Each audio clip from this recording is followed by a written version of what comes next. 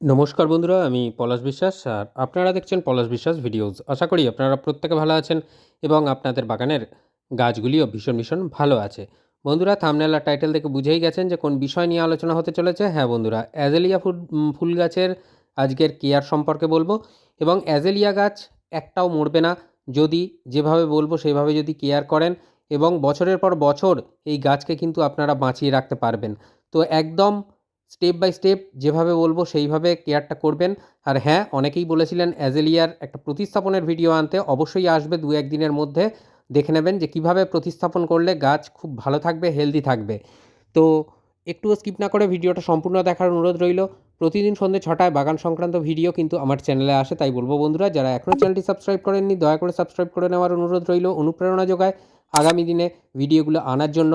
আর অবশ্যই বন্ধুরা মানে বেল আইকনটা প্রেস করে অল করে রেখে দেবেন, তাহলে কিন্তু নোটিফিকেশান আপনার মোবাইল কম্পিউটার অথবা টিভি স্ক্রিনে পৌঁছে যাবে আমি যখনই যে ভিডিওই দিই, সেটা বড় ভিডিও হোক বা শর্টস ভিডিও হোক। তো বন্ধুরা, যেটা বলবো যে এই অ্যাজেলিয়া গাছ কী পছন্দ করে এবং কী পছন্দ করে না, সেটা সবার প্রথমে আমাদের যদি জেনে রাখতে পারি আমরা, তাহলে সেটা কিন্তু গাছের জন্য ভালো হবে, আমাদের জন্য ভালো হবে। এই গাছ চড়া সরাসরি সূর্যের আলো পছন্দ করে না। এই গাছ সকালের নরম রোদ পছন্দ করে। এই গাছ গোড়ায় জল জমা এক্কেবারে পছন্দ করে না। এই গাছ উচ্চ জল নিকাশিযুক্ত মিডিয়া পছন্দ করে এবং ময়েশ্চার পছন্দ করে। মানে হালকা আর্দ্র থাকবে, ভিজে মাটি থাকবে হালকা আর্দ্র, সেই রকম মাটি পছন্দ করে বা সেই রকম মিডিয়া পছন্দ করে। কিন্তু কখনোই চড়া রোদ, জল জমে থাকা ইত্যাদি এক্কেবারে কিন্তু এই অ্যাজেলিয়া গাছের পছন্দ নয়। তো এই গাছ শীতপ্রধান দেশের গাছ, শীতকালে খুব ভালোভাবে কাজ করে, কিন্তু এই গাছ আমাদের এই দক্ষিণবঙ্গেও বাঁচিয়ে রাখা সম্ভব। এটা গরমকালে যখন পরবর্তীকালে পরিচর্যা আসবে তখন অবশ্যই নিয়ে আসবো, কিন্তু এখন বর্তমানে কি খাবার দিতে হবে, কি পরিচর্যা করতে হবে, সেটা যদি আমরা জেনে নিতে পারি, ঠিক এভাবেই কিন্তু আপনারও অ্যাজেলিয়া গাছে ভরে ফুল আসবে। তো বন্ধুরা, যেটা বলবো যে এই অ্যাজেলিয়া গাছের খাবার দাবার তো বলবো, কিন্তু তার আগে বলে দেবো যে কি মিডিয়াতে আমি এই অ্যাজেলিয়া গাছটা প্রতিস্থাপন করেছি। দেখে বুঝতেই পারছেন বন্ধুরা, সিন্ডার বা ঘেঁস যেটাকে বলা যায়, সেই ঘেঁস বা সিন্ডারে আমি কিন্তু অ্যাজেলিয়া গাছ প্রতিস্থাপন করেছি। হ্যাঁ, এর সাথে ভার্মি কম্পোস্ট অবশ্যই মেশানো আছে। তো ভার্মি কম্পোস্ট এবং সিন্ডার, যদি সিন্ডার একটা টবের আমি 80% নিয়ে থাকি, তো বাকি 20% আমি কিন্তু ভার্মি কম্পোস্ট নিয়েছি, নিয়ে সেটাকে মিশিয়ে নিয়েছি, মিশিয়ে গাছটা কিন্তু প্রতিস্থাপন করা হয়েছে এতে। তো এটা আমার দীর্ঘদিনের গাছ, মানে গত বছরেও এই গাছটিই ছিল। যারা পুরনো ভিউয়ার্স তারা তো জানেনই, নতুন যারা দেখছেন তাদের জন্যই বলে দেওয়া এটা। তো এই গাছের মাটিতে কি খাবার দিতে হবে সেটা এবারে বলছি, ভালো করে শুনে রাখুন। এই গাছে কোনো ধরনের পচনশীল সার দেওয়া যাবে না। মানে যেসব সার আমরা পচিয়ে রাখি সেই সব পচনশীল সার দেওয়া যাবে না। কিন্তু শীতকালে আমরা এই পচনশীল সার প্রয়োগ করতে পারি, তবে সেটা সপ্তাহে একবার। তার মধ্যে সরিষার খোল পচা জলটাই একমাত্র আমরা প্রদান করতে পারবো, তাও ১০০ ml। অর্থাৎ আমরা যে সরিষার খোল পচা জল যদি নিই, আমরা ধরে নিলাম যে ৫০ ml জল নিয়েছি, তার সাথে আরও ১৫০ ml আমরা কিন্তু সাধারণ জল মেশাবো। মিশিয়ে যে দ্রবণটা তৈরি হবে তার থেকে ৫০ ml নিয়ে আমরা টবের কিনারা ধরে দিতে পারি। অর্থাৎ বুঝতে পারলেন যে কীরকমভাবে সরিষার খোল পচা জল দেওয়া যাবে সপ্তাহে একবার করে। রেশিওটা বলে দিলাম, ওইভাবেই দেবেন। এছাড়া আপনাকে দিতে হবে এনপিকে, মানে ১২-৬১-০। এটা গাছের পাতায় স্প্রে করতে হবে যদি ফুল না আসে তাহলে। না হলে ১২-৬১-০ না থাকলে আপনারা ব্যালেন্সড এনপিকে, যেটা ১৯-১৯-১৯ এবং ২০-২০-২০ এনপিকে, সেটা আপনারা গাছের পাতায় স্প্রে করতে পারেন যদি কুঁড়ি বা ফুল না আসে, কুঁড়ি না আসে। এই মানে স্প্রে কোটটা করতে হবে আপনাকে এনপিকে। এবং এটা কতদিন অন্তর করতে হবে? এটা সপ্তাহে ২ বার করতে হবে। যেহেতু ঘেঁস বা সিন্ডারেতে বসানো রয়েছে, সেই জন্য এই পরিকল্পনা বা এই ব্যবস্থাপনাটা আপনাকে করতে হবে। গাছের পাতায় খাবার দিতে হবে। এরপরে কি করা যেতে পারবে? এরপরে টবের মিডিয়ায় আমরা কিন্তু ২ টো খাবার দিতে পারবো। সেটা অবশ্যই সপ্তাহে একবার করে আমাদের দিতে হবে। ১০ ইঞ্চি টবের জন্য বা 8 ইঞ্চি টবের জন্য আমরা কিন্তু নেব সুফলা 10-26-26 বা এনপিকে 10-26-26 গ্র্যানুয়ালস আকারে পাওয়া যায় দেখবেন বা দানা আকারে। সেটা আমরা 1 টেবিল চামচ পরিমাণে নেব। একটা টেবিল চামচ যেটা হয় সেই টেবিল চামচের 1 টেবিল চামচ পরিমাণে নেব। আর অবশ্যই তার সাথে নিয়ে নেব জিআর দানা, যেটা অনুখাদ্য। সেই জিআর দানা আমরা কিন্তু নিয়ে নেব। ওটা নেব 1 চা চামচ। এই দুটি খাদ্য আমাদের সপ্তাহে সপ্তাহে দিয়ে যেতে হবে সিন্ডার বা ঘেঁষে, যদি এই অ্যাজেলিয়া গাছ থাকে তাহলে। আর আমি বলবো মাটি ব্যবহার করবেন না। মাটিতে কিন্তু অ্যাজেলিয়া গাছ পরবর্তীকালে যখন মানে বর্ষার দিকে চলে যায় তখন কিন্তু, বা গ্রীষ্মের মধ্যে, তখন কিন্তু এই গাছে ফাঙ্গাস লেগে গাছের শিকড় পচে মারা যেতে পারে।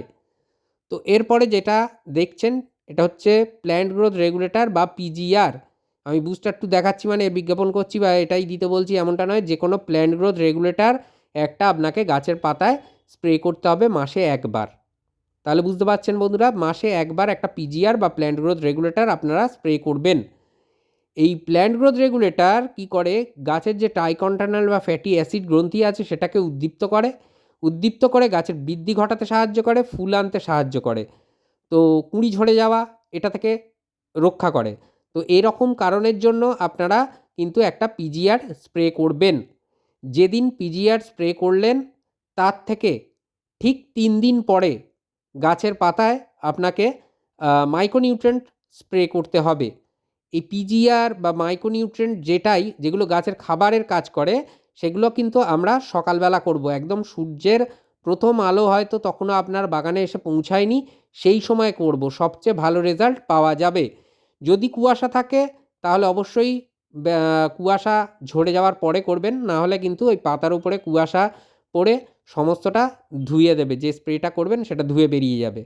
তো এই গাছ বা অ্যাজেলিয়াতে যেদিন এই পিজিআর স্প্রে করলেন তার থেকে ঠিক 3 দিন পরে একটা মাইক্রোনিউট্রিয়েন্ট স্প্রে করতে হবে। আমি যে বুস্টার 2 দেখাচ্ছি বা এই বায়োভিটা এক্স দেখাচ্ছি, এগুলো আপনারা না করলেও পারবেন। যে কোনো পিজিআর বা যে কোনো মাইক্রোনিউট্রিয়েন্ট আপনারা স্প্রে করতে পারেন। বায়োভিটা এক্স ছাড়া আপনারা all in gold super, Sagarika বা অ্যাগ্রোমিন গোল্ড, অ্যাগ্রোমিন ম্যাক্স এই ধরনের মাইক্রোনিউট্রিয়েন্টগুলো স্প্রে করতে পারেন, ভীষণ ভালো কাজ করে থাকে। তো এই মাইক্রোনিউট্রিয়েন্ট আপনাকে স্প্রে করতে হবে। মাইক্রোনিউট্রিয়েন্ট আপনারা গাছের পাতায় স্প্রে করবেন মাসে 2 বার। 15 দিনের গ্যাপ থাকবে, এরকম হিসাবে মাইক্রোনিউট্রিয়েন্ট গাছে স্প্রে করবেন। আর অবশ্যই এই গাছ, অ্যাজেলিয়া গাছ অম্লত্ব পছন্দ করে। তো অম্লত্ব পছন্দ করলে কি করতে হবে, আপনারা ভার্মিকম্পোস্ট মাঝে অন্তত মাসে 1 বার করে হলেও 2 মুঠো এই সিন্ডারের উপরে ছড়িয়ে দেবেন। সিন্ডারের উপর ছড়িয়ে দেবেন, যেদিন ছড়াবেন সেদিন ওই সরিষার খোল পচা জল বললাম যেটা, সেটা দেবেন। আর এই গাছে কিন্তু কফির যে লিকুইডটা দেখিয়েছিলাম আমি জবা গাছ বা অন্যান্য সব গাছে, মানে কফি সার যেটা ফার্টিলাইজার কীভাবে বানাতে হয় তরল সার, সেটা কিন্তু আপনারা প্রয়োগ করতে পারেন। ভীষণ ভালো রেজাল্ট পাবেন এই অ্যাজিলিয়া গাছ থেকে, কারণ অম্লত্ব পছন্দ করে এই অ্যাজিলিয়া গাছ। তো আপনারা অব্যবহৃত চা পাতাও প্রদান করতে পারেন, মালচিং করে দিতে পারেন টবের উপর থেকে, এবং পরবর্তীকালে জল প্রদানের সময় সময় সেটা কিন্তু নিচের দিকে চলে যাবে। এই যে ব্যবস্থাপনা যেটা বললাম, যে এই কফির যে লিকুইড সেটা কিন্তু করে আপনারা দিতে পারেন, মানে 15 দিনের ব্যবধানে দিতে পারেন। এবং চা পাতা, অব্যবহৃত চা পাতা, সেটাও কিন্তু 1 টেবিল চামচ করে আপনারা প্রদান করতে পারেন মালচিং আকারে এই টবের কিনারা ধরে সপ্তাহে 1 বার করে। তাহলে বুঝতে পারলেন বন্ধুরা কীভাবে পরিচর্যাটা করতে হবে। আর মিডিয়া বা মাটির মধ্যে যাদের রয়েছে গাছ, মানে মাটির মধ্যে, তাদেরকে আমি বলবো যে তুলে সিন্ডার বা ঘেঁস জোগাড় করুন, বা সবচেয়ে ভালো যদি পারেন পাতা পচা সারের মধ্যেও অ্যাজিলিয়া গাছ খুব ভালো হয়। কিন্তু আমি বেস্ট রেজাল্ট পেয়েছি সিন্ডারে, যেহেতু খোলা আকাশের নিচে থাকে। আমার কিন্তু গাছের কোনো সমস্যা হয়নি বর্ষাকালে এবং গ্রীষ্মকালেও। জলের ব্যবস্থাপনাটা চালিয়ে যেতে হবে। আমি প্রথমেই বললাম যে একদম শুষ্ক যেন না হয়, মিডিয়া ভিজিয়ে রাখবেন, ভিজে ভিজে থাকবে, কিন্তু উচ্চ জল নিকাশিযুক্ত মিডিয়া প্রয়োজন, যাতে জল না হোল্ড হয় শিকড়ের মধ্যে সেরকম, অথচ ময়েশ্চার থাকবে। সেক্ষেত্রে ভার্মি এবং সিন্ডার মিশিয়ে আমি কিন্তু ভালো রেজাল্ট পেয়েছি এই অ্যাজিলিয়া গাছ প্রতিস্থাপন করে। তো আশা করব বন্ধুরা, যেভাবে পরিচর্যা বললাম সেভাবে পরিচর্যাটা করতে থাকুন। অ্যাজিলিয়া নিয়ে কোনো ফুল মানে ছোট হচ্ছে বা ফুল আসছে না এইসব নিয়ে ভাবতেই হবে না। যাদের গাছে একান্ত গাছের গ্রোথ হয়ে গেছে ভালো, অথচ কুঁড়ি সেভাবে আসছে না, আপনারা একবার 0050 সপ্তাহের ব্যবধানে দুবার স্প্রে করে দিতে পারেন গাছের পাতায়। তাহলে দেখবেন এনপিকে 0050 স্প্রে করলে গাছে ফুল চলে আসবে। তো বন্ধুরা, আশা করি বুঝতে পারলেন অ্যাজিলিয়ার পরিচর্যা। এরপর কিছুদিনের মধ্যেই আমি অ্যাজিলিয়ার প্রতিস্থাপন নিয়ে একটা ভিডিও নিয়ে আসব। সেইভাবে অ্যাজিলিয়া প্রতিস্থাপন করবেন, দেখবেন গাছ একদম সুন্দর থাকছে। তো বন্ধুরা, আজকের মতো এ পর্যন্তই। আবার আসছি আগামীকাল সন্ধ্যে 6টায়। খুব ভালো থাকবেন সকলে। নমস্কার, হ্যাপি গার্ডেনিং।